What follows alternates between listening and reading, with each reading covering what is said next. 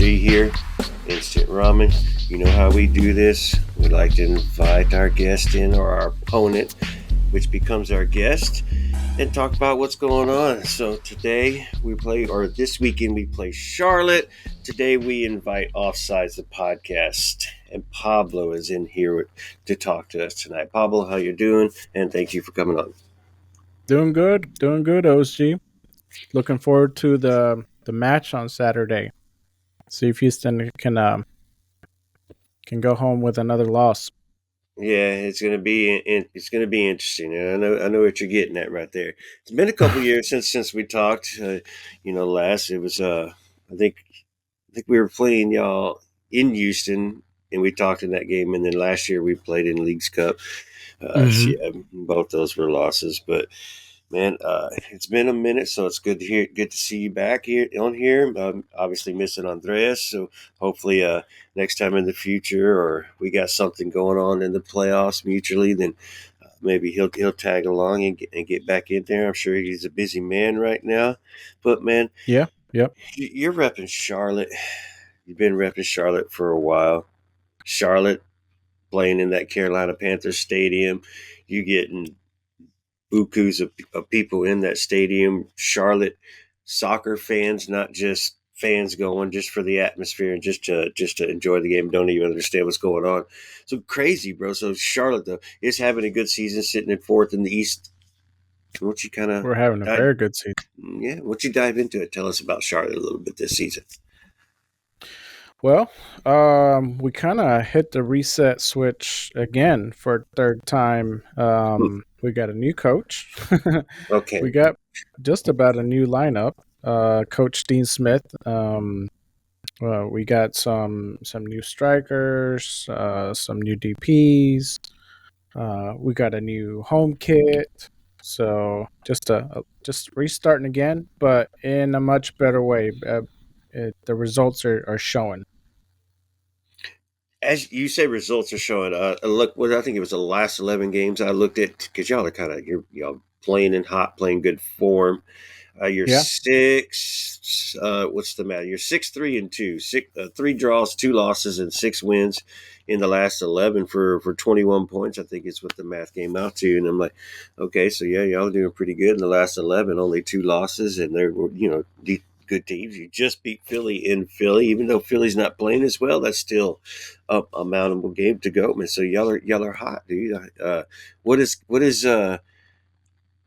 the function that's creating these wins and this competitive team here going? Honestly, I think it's got to do a lot with our coach Dean Smith. I think he's The got all the Carolina coach? players. No. It's not that guy. He's a I beat. Duke fan here, so not Oh a, yeah, yeah. not that Dean Smith. No, this Dean Smith I do like. He's kind of got everybody on the game plan. He kind of shows true leadership by just getting everyone to trust and follow the process. It was, I want to say, a little bit rocky towards the beginning, just because new coach, new formation, new team chemistry had to develop. We're still figuring out who's gonna play where, who's gonna start, things like that. But now, I mean, we're starting our July games, which are always tough. We got a lot of road games. It's hot. It's going to really test our guys' fitness levels. So, we'll see how that goes. But the team seems to be solid. The lineup seems to be set. Formation changes slightly from game to game. Dean Smith likes to kind of look at what the team he's going to play and slightly modify the formation. But for the most part, it stays kind of the same guys. So it's all clicking together right now. It's all clicking together. Like you mentioned, Philly away, we beat them. Philly hasn't been doing that great, but still, it's a good confidence booster. Hopefully, it's going to be the same for Houston. We'll see how that Well, goes. and I know a benefit to Houston last year that's most likely a benefit to you. I'll hear your opinion, but definitely helped us out last year was the lack of injuries. This year we kind of started off with some injuries and been working out of it, and we had a season-ending injury to our winger. Hector Herrera didn't even start the season. But looking at your team and your game this season so far, y'all have been very fortunate to not have the injury bug around, and that's been I would Hmm. think very formidable into execution of what the game plan is. I would say. Absolutely. Yeah, yeah. I think you're right in that sense. Um, Beginning of the season, we had some guys out with injuries, but they weren't like our main starters. Ben Bender being one of them. Tulioma being another. I can't recall if there was any more. But like our back line has been pretty much the same for since the beginning. Um, our midfield has changed here and there, but most of those guys have been pretty healthy. I think Veronica was injured at the beginning, and he's starting to come back. So is Bender, and those two help out a great deal in the midfield. So, but like I said, July, hot weather, fitness levels are going to be tested. Hopefully that stays the same. Hopefully the injury bug stays away because let's say if our Ajiman, our main striker, is injured, we don't really have too many backups for him. We might have Tavares to fill in, or Coach Dean might have to switch maybe Vargas and pull him out of the winger section, put him in there and fill that winger hole. Yeah, as far as like depth, it seems limited for the moment. Okay. So an injury bug could decimate this team, and then you never know what could happen. So not I brought it up for good purposes, not bad. So no ill will intended there. So hopefully I'll stay out of the injury bug. And like you said, it is going to be hot this summer. Even in Charlotte, it's going to be hot. So enjoy the water breaks, and you'll definitely probably see one this weekend in Houston. But you segue off your striker. Say his name again for me. It's Patrick Ajiman. He's a Ajiman.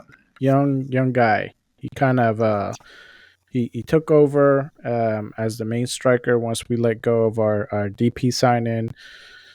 Um, What type of striker well, is he? What are y'all going to be looking for during the game to get him to the ball? If he's going to be a threat to Houston, since he seems to be uh, a key player, huh? yeah, yeah. I was, Ajiman. He's a one on one duelist. We like to kind of send the long ball and let him duel it out with that last defender fighting for the ball. He's tall, physical, so I would say like 90% of the time he ends up winning those battles or kind of drawing a foul, so we get a nice set piece.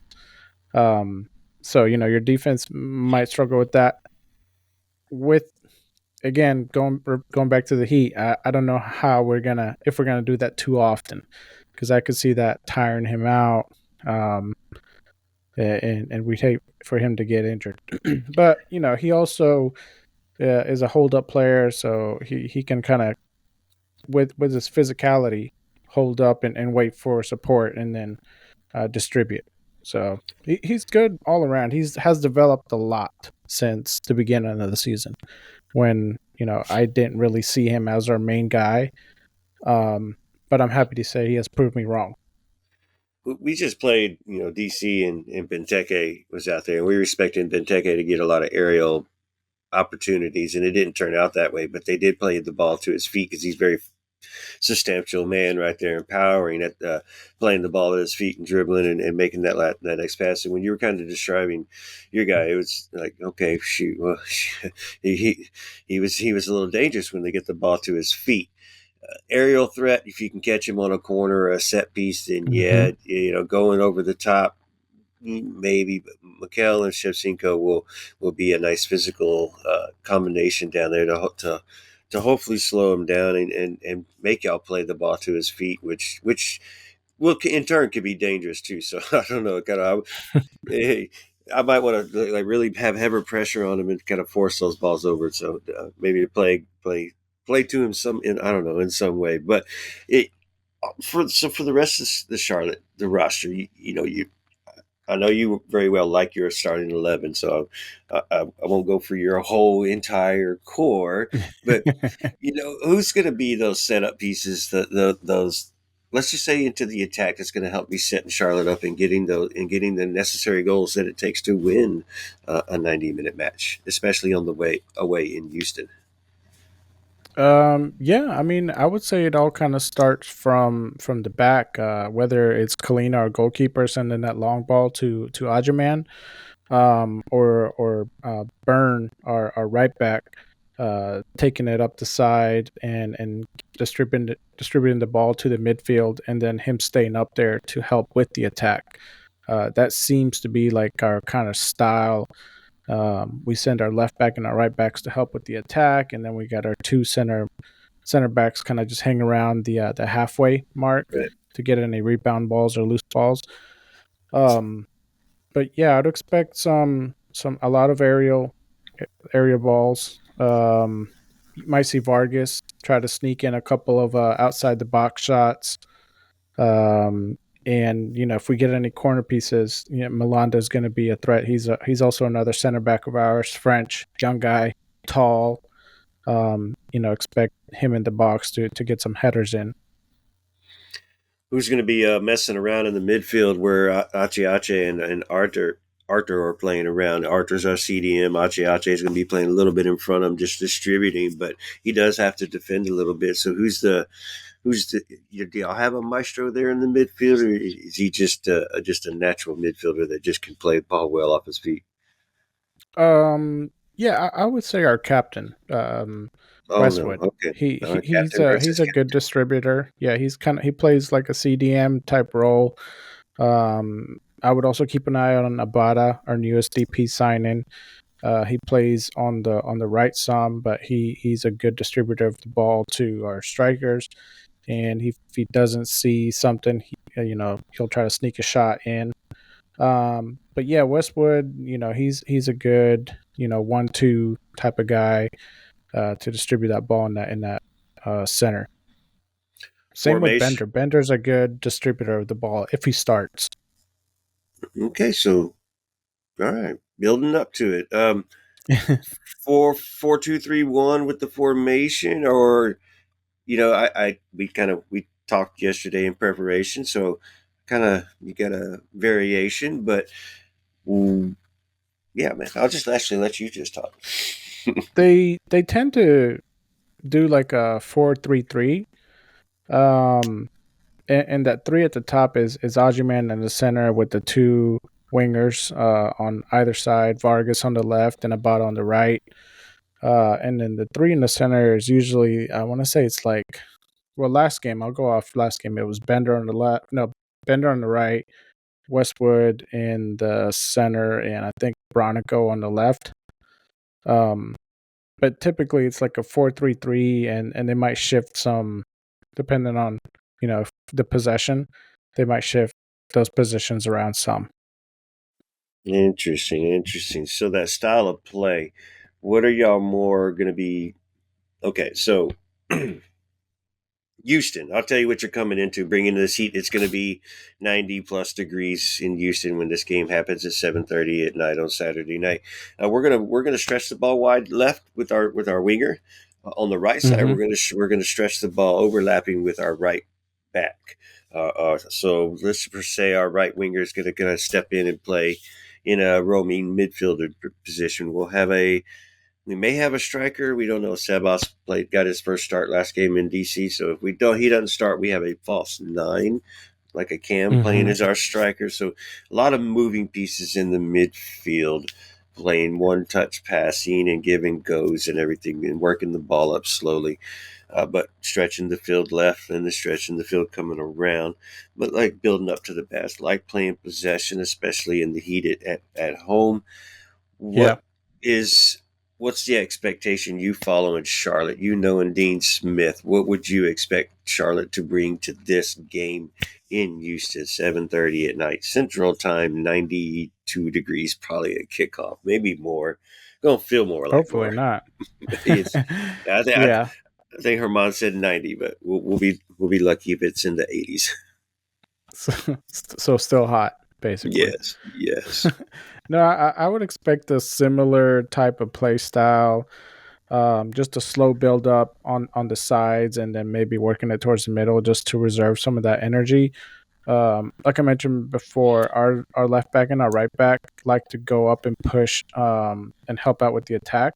So so if our right winger pushes towards the center, expect our right back to kind of push in to fill that slot in case we need to go back to him for a cross, which happens quite often.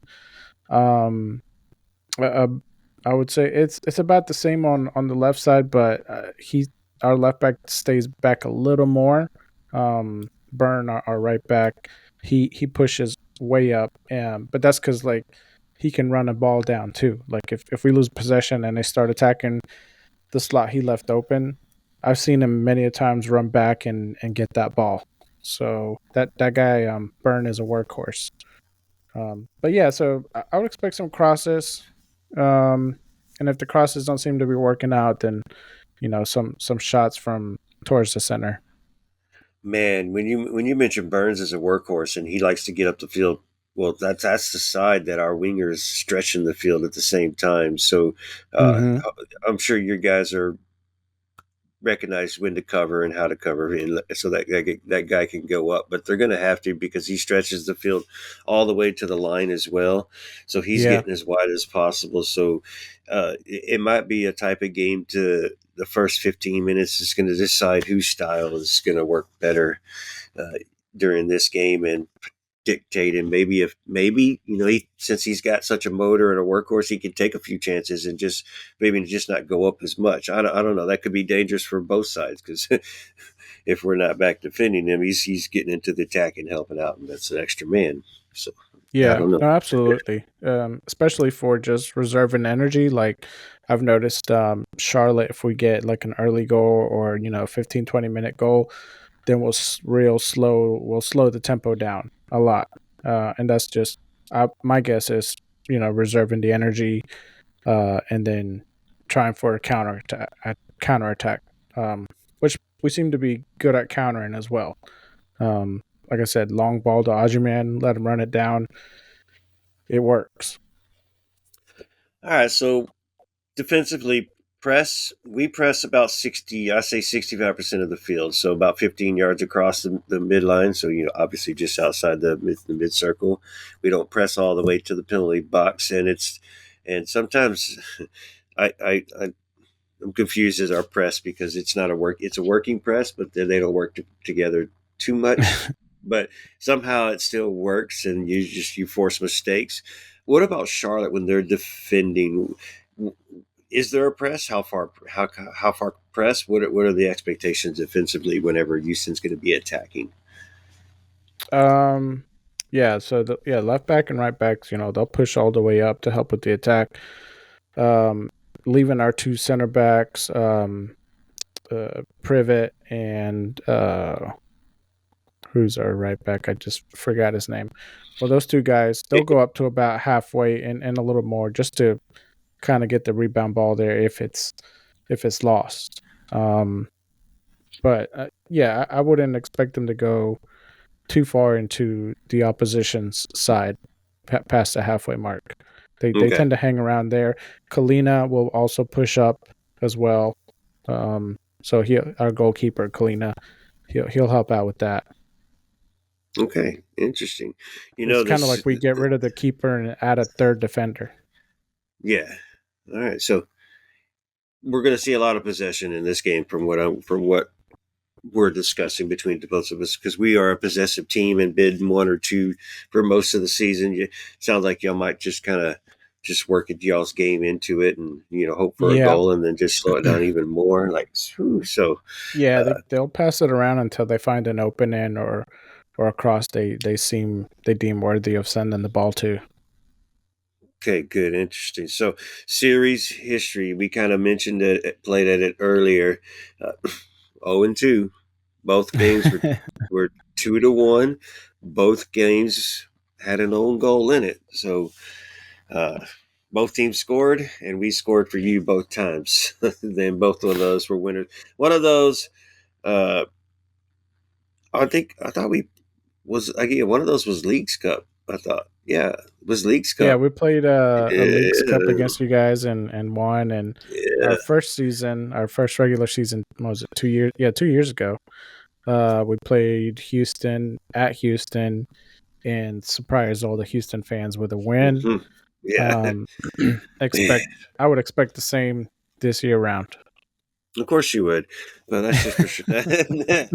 That's just for show. Nah, but you mentioned 2 years ago when we played. And there's an old fan favorite that a lot of people don't remember. Derek Jones used to play for Dynamo. We sent him off to Mm. Charlotte.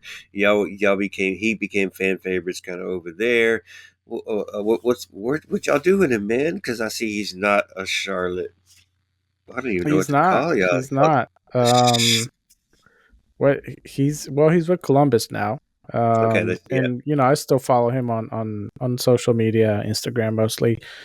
He seems to be doing good over there. When Columbus they played Charlotte early on in the season at home, I was there for that game, and Jones wasn't in more than I would say 10 minutes before um, he got a red card and was Hmm. taken off, and a lot of the fans were booing him. Oh man. So yeah, Okay. and Yeah. and the bad thing was is the foul wasn't even. It was a soft foul. I mean, I didn't think it was worthy of the red. Damn. But if the ref says red, then yeah, I mean, we'll take it because we need it. Right. Well, oh well. Columbus, I'm okay with that. And news came out today, which a lot of people on our side have been talking about, which kind of got fired up about a little bit. But Fafa Pico put on that he's looking to move east and get out of Vancouver, and he wants to. His slow feet don't eat. Want to move somewhere else. Would Charlotte be happen to look at a Fafa Pico trade with Vancouver or some sort and bring him on to That's Charlotte? news to me. I haven't heard of anything like that. The latest news that's been going on here is our main striker from the past 2 years, Karol Swiderski. Um, he was loaned out to an Italian team, and with an option to buy, that team decided not to. And Soderski's coming back to Charlotte. I believe he'll be back July 4th. Maybe start training afterwards, and I think he might be available to play after the Miami game, or Okay. maybe during the game. So he was our leading scorer the first 2 seasons. Um, Coach Dean seems to like him. He thinks he could help out the formation. Um, and like I mentioned before, if Ajuman, our main goal scorer right now, goes down, we don't have a we don't have an immediate guy to kind of fill that role. Swiderski would be a good one. He's also, played the number 9 or the number 10 spot, so he could help out in the midfield. He's also good on the winger side. Um, so I think this would just kind of help reinforce um, the form we're in. Give us a little bit more of a push. That's a dangerous player, man, to add to this team already. So yeah, I'm Yeah. glad he's not available this weekend. And yet, so that's going to definitely help Charlotte if y'all can just keep this form and maintain what y'all are doing, and you're going to be a threat in the East. Well, and speaking of players not available this weekend, I believe Houston has one of your guys is on international duty, right? With Well, Panama.